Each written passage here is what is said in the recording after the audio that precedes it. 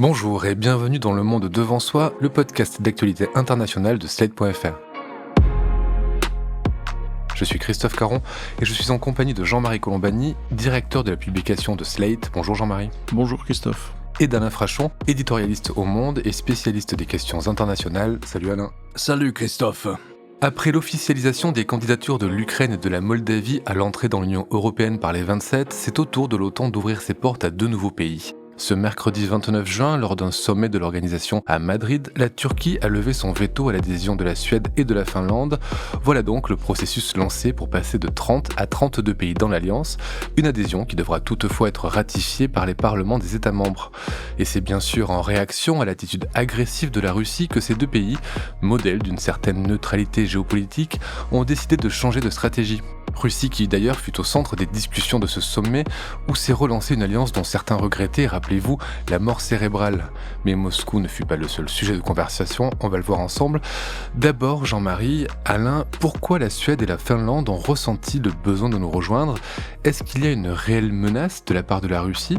Je rappelle que ces États n'ont jamais fait partie de l'URSS, du pacte de Varsovie, et ne sont pas dans le viseur de la Russie historique, de la grande Russie de Vladimir Poutine. Si l'on prend Vladimir Poutine au pied de la lettre, l'idée est quand même qu'il ne va pas s'arrêter à l'Ukraine. Sur l'Ukraine, ils veulent aller jusqu'à la capitulation, puisque c'est ce qui a été réaffirmé par les porte-parole officiels du Kremlin. Et ensuite, il y a cette idée de rassembler tout ce qui est russophone. Mais par ailleurs, la Suède et la Finlande sont des pays qui bordent la Baltique. Et la Baltique, c'est un des grands débouchés de la Russie vers la mer. Et donc, une Russie agressive et qui rendrait la Baltique totalement sous son contrôle serait évidemment dangereuse pour ces deux pays. Mais surtout, la grande leçon de l'Ukraine, c'est ce qui conduit les Finlandais et les Suédois à renoncer à leur neutralité, c'est que, l'a-t-on assez dit, si l'Ukraine avait été membre de l'OTAN, il ne lui serait pas arrivé ce qui est arrivé. Parce qu'elle aurait été protégée par le fameux article 5 des membres de l'OTAN qui fait obligation aux États membres de voler au secours de quelqu'un qui est attaqué. Et c'est le fait d'avoir été hors alliance, au fond, qui fait que l'Ukraine a pu être envahie sans conséquence de la part des autres pays, autres que on aide l'Ukraine, mais on ne va pas au-delà. C'est un tournant quand même historique dont on mesure peut-être pas suffisamment. La Suède, elle était neutre depuis 1814. C'est-à-dire depuis le maréchal Bernadotte et donc le régime qu'il a instauré. La Finlande elle-même, son statut est une des conséquences de la guerre que lui a livrée l'Union soviétique, en 1938, à laquelle elle a résisté et qui s'est traduite par cet accord que l'on nommait la finlandisation et qui a permis à Joe Biden un bon mot puisqu'il a dit Vladimir Poutine voulait finlandiser l'Ukraine, c'est-à-dire neutraliser l'Ukraine. Il a obtenu l'otanisation de la Finlande. Donc voilà le processus qui est à l'œuvre. Mais fondamentalement, c'est la peur et la conscience que Vladimir Poutine ne s'arrêtera pas à l'Ukraine, qui motive la décision de ces deux pays. Quand vous dites que l'Ukraine a été attaquée par la Russie parce qu'elle ne faisait pas partie de l'OTAN, est-ce que c'est toujours comme ça que pense Vladimir Poutine ? On le voit actuellement se tendre dans ses rapports avec la Lituanie pour l'enclave de Kaliningrad. Est-ce que l'OTAN protège toujours les pays voisins de la Russie ? On le verra à l'usage parce que c'est la règle de l'OTAN. Et rappelez-vous ce qui s'était passé du temps de Donald Trump. Il avait paru remettre en cause ce fameux article 5 et il ne garantissait plus au fond aux Européens, aux membres de l'OTAN, la sécurité du parapluie américain. Non, le fait est que, si vous voulez, Poutine fait une guerre classique, monstrueuse, protégé par son armement nucléaire. Et d'ailleurs, à intervalles réguliers, il rappelle qu'il a des armes nucléaires et qu'il va d'ailleurs en envoyer en Biélorussie après avoir mis en alerte, rappelez-vous, ses forces de dissuasion. Donc c'est la protection du fait que c'est un État nucléaire qui lui permet de façon conventionnelle, ultra-conventionnelle, d'attaquer l'Ukraine sans véritable représailles d'une certaine façon, autre que les sanctions économiques. Si, en revanche, l'Ukraine avait été protégée par l'OTAN, il se serait passé autre chose. C'est pour ça que les Finlandais et les Suédois veulent adhérer. Et je pense que c'est une conséquence gravissime, d'une certaine façon, de ce qui se passe aujourd'hui. Alain, on a entendu que cette adhésion de la Suède et de la Finlande avait été retardée à cause de l'opposition turque qui a levé son veto à l'occasion du sommet. Pourquoi Erdogan ne voulait pas de ces deux pays dans l'OTAN ? Alors il a avancé deux raisons qui étaient sensiblement similaires. Il reproche à la Finlande, mais aussi à la Suède, et c'est encore plus flagrant dans le cas de la Suède, d'héberger des membres du PKK. Le PKK, c'est le parti kurde de Turquie. Il y a à peu près 20 millions de Kurdes en Turquie. Ils ont cette branche armée qui prétend ne pas être indépendantiste, mais autonomiste, avec laquelle il y a eu quelquefois un début de négociation, notamment au tout début du mandat d'Erdogan, comme Premier ministre en tout cas, pas comme président.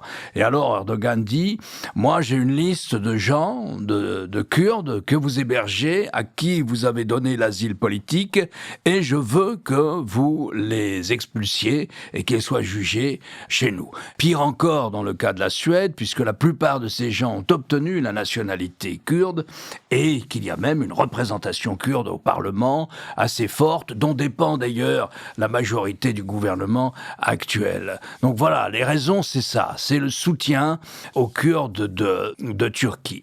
Mais il en a ajouté une autre, qui est très grave aussi, je crois, c'est non seulement le soutien que vous accordez aux Kurdes de Turquie, mais le soutien que vous accordez aux Kurdes de Syrie. Le PYD, le PYD en anglais. Sans ces hommes et ces femmes, le PYD, nous aurions toujours l'État islamique sur le dos. Ce sont eux qui, au sol, ont vaincu l'État islamique, en Syrie, notamment à Raqqa. Et donc, Erdogan, qui veut lancer une deuxième offensive en Syrie, le long de sa frontière nord, pour avoir une bande de terrain libre de tout Kurde, dans la mesure où nombre de Kurdes de Turquie se sont réfugiés historiquement en Syrie et ont participé à la formation du parti kurde de Syrie, et les deux se sont mélangés. Donc c'est vrai que c'est par moments difficile de savoir si un Kurde de Syrie ou de Turquie appartient au parti turc ou bien au parti syrien. Donc voilà ce que Erdogan leur reproche. Alors, là-dessus, il y a un débat en Suède, ça s'est mieux passé en Finlande. L'opposition, une partie de la gauche, mais surtout les Verts, reprochent au gouvernement d'avoir cédé. Et il y a une polémique au Parlement de Stockholm sur, au fond, véritablement, on s'est déconsidéré. Ils ont cédé quoi exactement en Suède? Ils ont cédé. Alors, toute la question est là. La ministre des Affaires étrangères, Madame Linde, a dit « Nous n'avons rien cédé. Nous avons simplement dit à Erdogan, nous allons examiner le cas des gens de la liste que vous nous avez fournie, sur laquelle d'ailleurs il y a des gens qui sont morts, des gens qui vivent aux États-Unis, en Allemagne, etc. La liste était farfelue. Et ce que les Suédois ont toujours dit à Ankara, aux Turcs, c'est « Mais écoutez, vos arguments, vos listes, c'est n'importe quoi. » Et donc, on ne les prend pas vraiment en considération. Et naturellement, nous les prendrons en considération, au moins pour les gens qui n'ont pas la nationalité suédoise. Et s'ils sont en infraction au regard du droit international, si nous sommes convaincus par vos dossiers, eh bien nous les expulserons. Donc on va voir. À mon avis, ils n'expulseront personne. Mais on va voir. Dans le cas de la Finlande, la situation est la même. Mais je ne crois pas que c'était le motif principal. Je te rappellerai quand même que la Finlande et la Suède ont finalement accepté d'inscrire le PKK aussi sur la liste des organisations terroristes, oui, pour faire un geste en faveur de la Turquie. Comme l'Union européenne. Mais pas le PYD, pas les Kurdes de Syrie. C'est compliqué de s'y retrouver dans cette région. Mais je ne crois pas que c'était fondamentalement... Ça a joué un rôle. Il leur reproche aussi d'héberger les gens d'une secte islamiste, celle de Fethullah Gülen, qu'il accuse d'avoir organisé le coup d'État contre lui, le coup d'État militaire contre lui, il y a 4 ans. Donc voilà, il y avait ces accusations-là, qui étaient des accusations, si vous voulez, qui relèvent de la politique intérieure de Turquie. Mais au fond, je crois que c'est pas ça qu'il voulait. Lorsque Erdogan, il y a 2 ou 3 ans, a finalisé avec la Russie un contrat qui fait qu'une partie du système de défense anti-aérienne de la Turquie est assurée maintenant par des missiles S-400 et leur système de détection, leur radar, leur connexion satellitaire, tout ça fourni par la Russie. Alors, naturellement, de la part d'un membre de l'OTAN, c'était totalement inadmissible. Et d'autant plus que les aviateurs de l'OTAN ont dit « Mais s'ils ont cet équipement-là, et notamment les connexions satellitaires qui vont avec les missiles sol-air, À ce moment-là, nos avions sont en danger parce qu'ils vont détecter nos codes. Voilà. Donc c'était une véritable, au-delà d'une insulte faite à l'OTAN. Ça explique d'ailleurs en 2019 la réaction du président Macron qui a dit mais cette organisation est en état de mort cérébrale. Elle ne marche plus, sur ses deux jambes. Et le Congrès américain a pris des rétorsions. Et il y avait tout un programme turc pour changer la génération de chasseurs F-16, des chasseurs américains, qui sont ceux de la Turquie. Rôle très important dans la mesure où la Turquie est la principale, peut-être la première armée de l'OTAN, au moins en nombre d'hommes, dans la région. La première année de l'OTAN tout court, sur le continent, en tout cas, pas aux États-Unis. Donc il voulait absolument remplacer sa génération de F-16 par une nouvelle génération. Et même obtenir le chasseur le plus avancé, qui est le F-35. Et naturellement, le Congrès s'y est opposé. Et puis là, soudainement, à Madrid, le ministre de la Défense américain a dit « Nous allons revenir sur notre décision et vraisemblablement, nous allons vendre les derniers modèles de F-16 à la Turquie. » C'est-à-dire qu'il a obtenu satisfaction. C'est typique de la manière de faire de Erdogan. Il donne l'impression qu'il veut quelque chose, il fait une mauvaise manière aux Grecs, aux Français, peu importe, et il veut obtenir quelque chose, et en général, il l'obtient. Et là, il l'a obtenu, et je crois que c'est le dossier principal. Lui-même ayant assuré qu'il n'avait plus ce système de défense anti-aérien acheté aux Russes, il dit en tout cas, lui, s'en être débarrassé, ou en tout cas ne pas s'en servir. Il s'en sert pas. Alors, vous parliez de moyens militaires. Alain, sur le plan militaire, Washington a annoncé l'envoi de renforts et la création d'une base permanente en Pologne, une base qui existait déjà, mais qui va être renforcée. C'est rien de vraiment nouveau. C'est surtout la consolidation de projets qui sont déjà amorcés depuis quelque temps. Mais tout de même, ça montre un réinvestissement de l'Europe par les États-Unis sur le plan de la défense. Est-ce que c'est une bonne nouvelle, ce regain d'intérêt militaire pour notre continent? Et est-ce qu'il ne faut pas y voir, Jean-Marie, un peu en creux, l'incapacité de l'Europe à se défendre seule?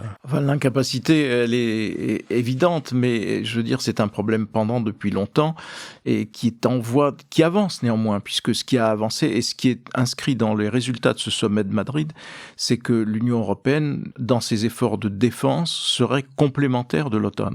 Alors que jusqu'à présent, un certain nombre de pays européens s'opposaient à l'idée même d'une défense européenne à cause de l'OTAN, et les États-Unis eux-mêmes voulaient plutôt faire de l'OTAN, au fond, un ensemble pas seulement de défense militaire, mais un ensemble politique qui était au fond concurrent de l'Union européenne. Donc, de ce point de vue-là, les choses avancent. Sur le plan militaire, c'est la fameuse idée de passer il y a, je crois, 30 ou 40 000 plus exactement, soldats de l'OTAN qui sont prêts à intervenir à tout moment, et c'est de porter ce nombre à 300 000. En fait, ces 300 000, on va surtout les voir dans les effectifs des soldats américains qui sont renforcés sur le territoire européen.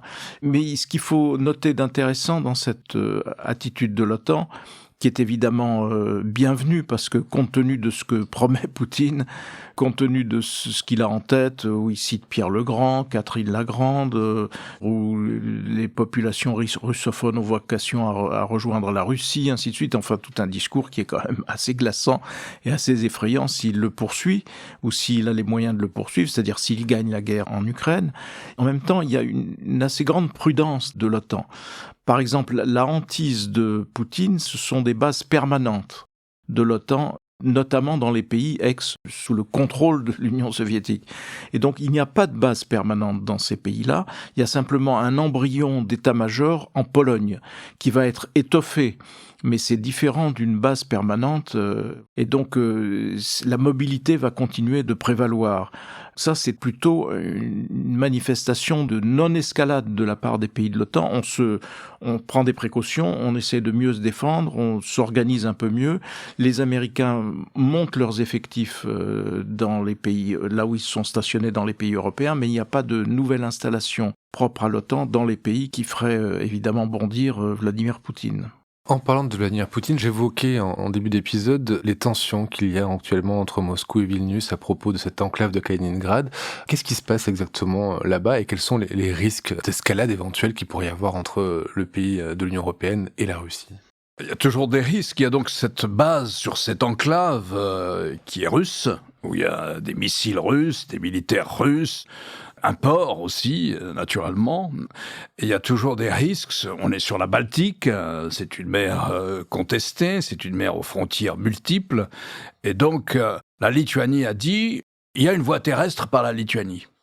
et il y en a une autre aussi par la Pologne. Mais il y a une voie terrestre par la Lituanie. La Lituanie a dit, nous appliquons les sanctions européennes. C'est-à-dire que sur un certain nombre de biens, nous ne laissons pas entrer en Russie, de composants, de pièces détachées, etc. Et s'ils veulent vraiment les avoir, ils n'ont qu'à les amener par bateau. Bon, c'est monté, le ton est monté. Finalement, l'OTAN a plutôt voulu calmer les choses qu'autre chose, garantir qu'il n'y aurait pas d'isolement ni de boycottage autour de la base de Kaliningrad. Et en contrepartie, à chaque fois qu'on rediscute cette question de Kaliningrad, eh bien, les Russes, enfin du temps de Vladimir Poutine, déploient des missiles de plus en plus perfectionnés dans cette enclave, en menaçant de les équiper aussi de têtes nucléaires. Donc ça fait partie du climat qu'il y a en ce moment autour de la Baltique, d'où l'importance aussi d'avoir fait venir dans l'OTAN la Suède et la Finlande. C'était très chaud il y a 8 ou 10 jours, mais je ne crois pas que ça va ajouter encore plus à la tragédie qui se déroule déjà en Ukraine. Mais on s'interroge sur les raisons qui ont poussé l'OTAN à faire ça. Mais il faut comprendre que si vous prenez un pays comme la Suède, par exemple, la Suède se plaint depuis plusieurs années déjà des gesticulations militaires russes qui relèvent de la provocation.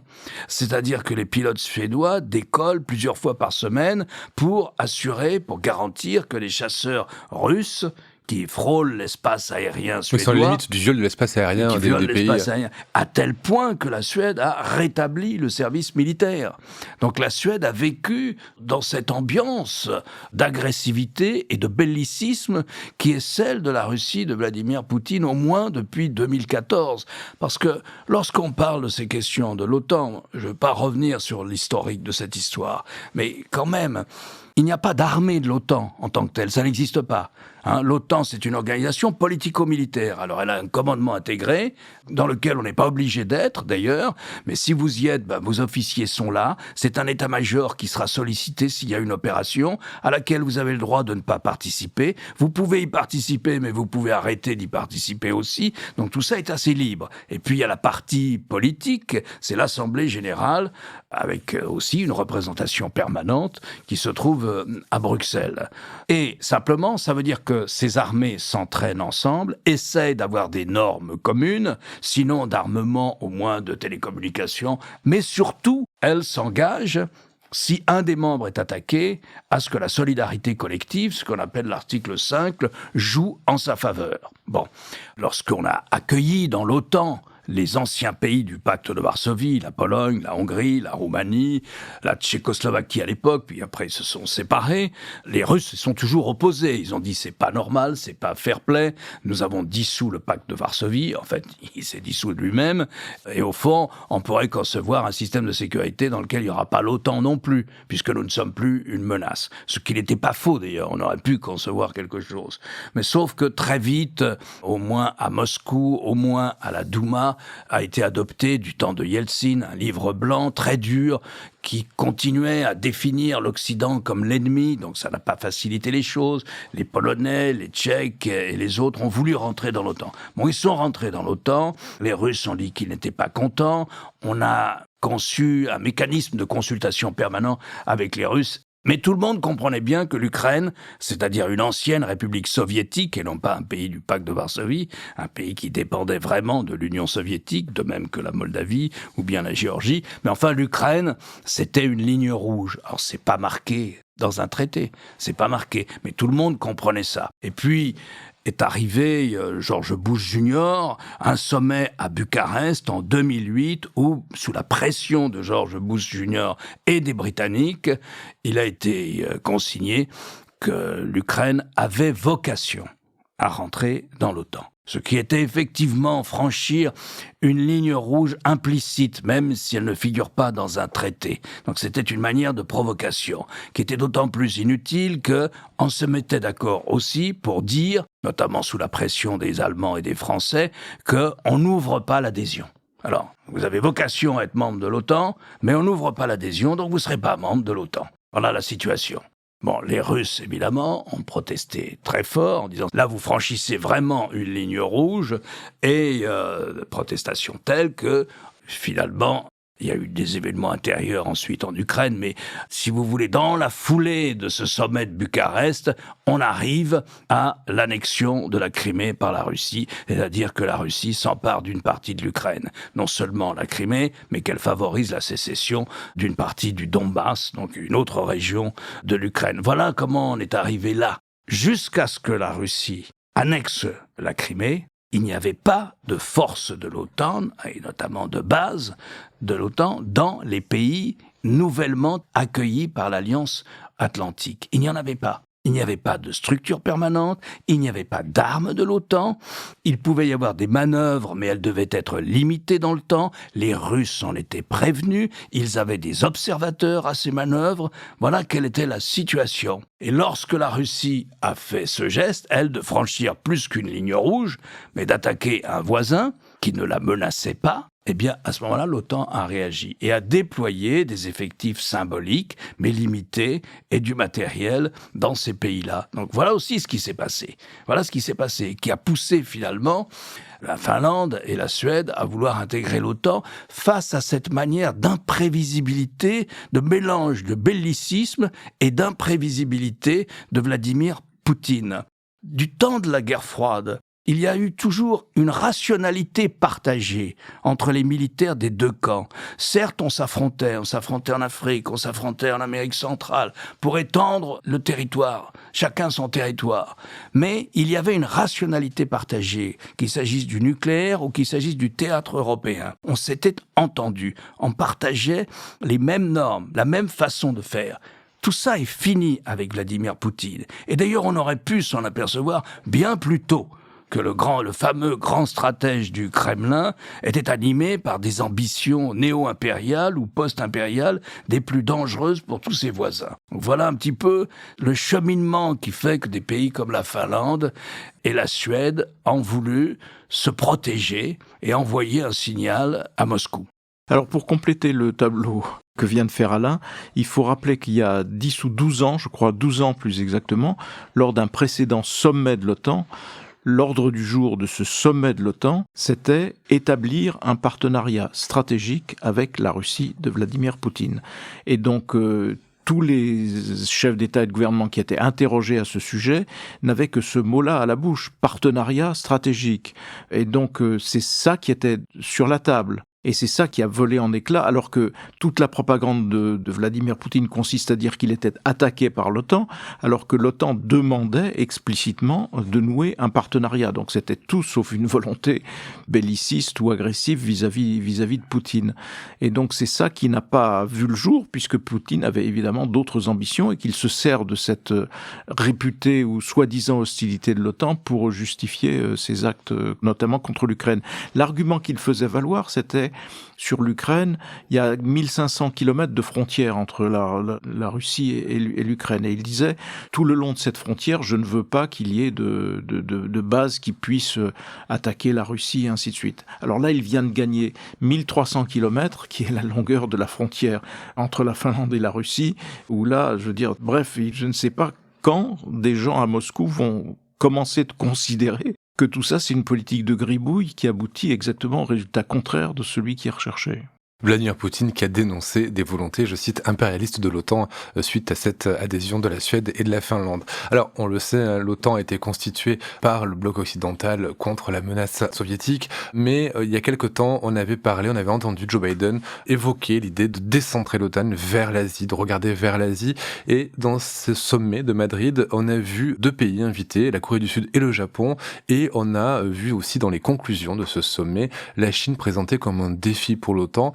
On pensait que la guerre en Ukraine aurait pu recentrer de nouveau l'OTAN sur l'Europe. Finalement, Joe Biden a toujours dans cette idée de pousser l'organisation un peu plus vers le continent asiatique. En tout cas, si on veut résumer en quelques mots le sommet de Madrid, la Russie est décrite comme une menace et la Chine comme un défi. Donc voilà, et le défi est vrai pour tout le monde. Simplement, l'OTAN en elle-même, c'est une construction atlantique occidentale, mais qui concerne essentiellement l'Atlantique. et qui ne concernera, à mon avis, que l'Atlantique, parce que le reste du monde est plus que réticent à suivre ce partage et veut affirmer autre chose. On le voit évidemment, la Chine est candidate à instaurer un nouvel ordre du monde, à écrire une nouvelle règle du jeu, puisque, disent les Chinois, l'Amérique est sur le déclin et que donc c'en est fini le temps où l'Amérique pouvait faire la loi internationale. La Russie, évidemment, partageant cette idée du déclin américain. Le défi, il existe, il est pour tout le monde, il est un défi économique, technologique. Il faut espérer que ce ne soit pas un défi militaire à travers l'histoire de Taïwan, évidemment. Et il concerne tout le monde, mais avec des réponses différentes. Les Européens ont des intérêts qui peuvent être divergents de ce point de vue-là de ceux des États-Unis, même si il y a une évidente aujourd'hui crainte, parce qu'il y a une militarisation à outrance de la Chine, notamment sur les mers, parce qu'il y a tous ces îlots qui ont été transformés en autant de porte-avions de la Chine. Il y a toujours des démonstrations de force, comme la Russie en faisait d'ailleurs à la frontière de l'Ukraine avant d'intervenir. Il y a tout ce contexte qui fait que, évidemment, on peut aussi considérer qu'il faut quelque chose qui ressemble à une coordination au moins entre certains pays. Donc tout ça va conduire aussi à des efforts beaucoup plus appuyés vis-à-vis de l'Inde, que l'on va essayer de détacher d'une mouvance neutre ou pro-chinoise dans un contexte où, en même temps, la Russie et la Chine se sont alliés. Donc cette alliance entre la Russie et la Chine justifie aussi que l'OTAN ait au moins un intérêt sur cette région, même si la vocation de l'OTAN, encore une fois, est et restera euro-atlantique. C'est le reflet de la situation stratégique actuelle. Dans le communiqué qui est sorti du sommet, des 2 jours de sommet de l'OTAN à Madrid, il y a une dénonciation de ce que l'OTAN appelle le partenariat stratégique russo-chinois contre l'ordre international. C'est-à-dire, c'est la manière dont la Chine et la Russie se sont alliés pour contrer l'influence occidentale sur les institutions du système international, à commencer par l'ONU. Et donc, l'OTAN pointe ça. Et ont été invités, à ce titre d'ailleurs, ont été invités le Japon, la Corée du Sud, l'Australie et la Nouvelle-Zélande. Alors, évidemment, ça veut dire qu'on divise le monde en 2 camps, à nouveau. D'un côté, le bloc des autocraties, qui veulent étendre leur influence politique sur le système international et imposer leur manière de voir dans le système international, et puis le bloc occidental. Et au milieu, il y a une sorte de gigantesque 3e pilier, dont évidemment l'Inde est un des principaux éléments, mais aussi l'Afrique, gigantesque pilier, qui veulent pas avoir à choisir. Et je crois qu'il faut pas leur demander de choisir. Et si vous prenez le cas de l'Inde, c'est très intéressant. Parce que l'Inde, dans ce qu'on appelle l'Asie-Pacifique, ou dans cette région-là, l'Inde fait partie du Quad. Le Quad, c'est une alliance États-Unis, Japon, Inde, Australie, de coopération militaire pour essayer de contrer l'impérialisme rampant de la Chine, ou l'annexionnisme rampant de la Chine, notamment dans le Pacifique occidental, et en ce qui concerne l'Inde, dans le Tibet. Et donc, ponctuellement, dans cette région-là, dans la région Asie, l'Inde est dans le camp des États-Unis. Elle a été invitée au G7. Juste avant le sommet de l'OTAN. Alors l'Inde, le Premier ministre indien vient au G7 et il a tenu un discours très intéressant. Il a dit, écoutez, moi, par tradition, j'achète mes armes, puisque l'Inde a toujours été du côté de l'Union soviétique pendant la guerre froide, même si c'était de manière relativement pacifique, mais enfin, l'Inde était du côté de Moscou pendant la guerre froide. Du côté du camp socialiste ou socialo-tiers-mondiste, si vous voulez. Et Modi a dit, écoutez, moi j'achète tout mon armement, toute ma défense, et j'ai besoin de ma défense en ce moment, notamment à l'adresse de la Chine, j'en ai besoin, et du Pakistan, et donc on ne va pas changer du jour au lendemain. Ensuite, vous prétendez installer un embargo sur les exportations de pétrole russe. Alors moi, j'achetais pas beaucoup de pétrole russe, mais depuis que vous avez fait l'embargo, j'en achète beaucoup. Et parce que les Russes ont besoin d'un client pour compenser. J'en achète avec une réduction de 30 à 40% par rapport au prix mondial. Donc je ne vais pas me priver. Il y a 800 millions d'Indiens qui dépendent tous les jours pour leur survie, pour faire la cuisine, de ce type de carburant, de gasoil, d'essence, et je ne vais pas les priver de ça. Ne me sollicitez pas pour choisir un camp ou un autre. Dans une situation comme celle-là, j'ai choisi d'acheter, de compenser ce que la Russie ne vous vend plus en l'achetant moi. D'autant que les Russes m'ont fait un prix qu'aucun chef d'État indien ne pouvait refuser, parce que c'est le sort de centaines de millions de personnes qui sont en cause. Ça ne veut pas dire, dit Modi aussi, que je n'ai pas d'opinion sur ce qui s'est passé en Ukraine, même si il a voté contre les sanctions. Et je crois que le bloc occidental, le collectif occidental, comme on dit à Moscou et à Pékin pour désigner l'adversaire politico-culturel, voire stratégique, n'a pas intérêt à demander à des grands pays comme ça, ce qu'on appelle le Sud global, n'a pas intérêt à leur demander de choisir. Il faut savoir composer des majorités selon les situations. Eh bien, dans le Pacifique occidental, l'Inde fait partie du Quad. Elle est avec le collectif occidental. Et qu'est-ce qui s'est passé aussi la semaine dernière ? Le 4e pays le plus peuplé au monde, l'Indonésie, envoie son président en Europe, à Kiev. Après, il va à Moscou. Mais enfin, il va à Kiev. Il est reçu par Zelensky. Il a des démonstrations de sympathie et de chaleur en faveur du président ukrainien. Après, il va à Moscou pour leur dire c'est pas bien de ce que vous faites. On peut pas sur la scène internationale se comporter comme ça. Donc le Sud global, dont on avait dit qu'il était anti-occidental dans cette histoire et qu'il n'approuvait pas la manière de faire, et d'ailleurs c'était en partie vrai. Quand on regarde les votes qui ont été pris, c'était en partie vrai. Mais là-dessus, vous avez un des piliers du Sud global, le 4e pays le plus peuplé au monde, qui fait le voyage en Europe et qui, à sa manière, prend parti en allant d'abord à Kiev avant d'aller à Moscou. C'est ces évolutions-là qu'il faut surveiller, et ces évolutions-là aussi qu'a voulu inclure un petit peu le communiqué final du sommet de Madrid, de l'OTAN de Madrid. Deux blocs et des non-alignés, voilà, qui rappellent de vieux souvenirs. Merci Alain, merci Jean-Marie. Alain, je rappelle votre chronique chaque jeudi dans Le Monde et sur lemonde.fr. Jean-Marie, je rappelle votre participation hebdomadaire le jeudi aussi à l'émission Politique sur France 24. Merci messieurs et à la semaine prochaine. Merci Christophe. Merci Christophe.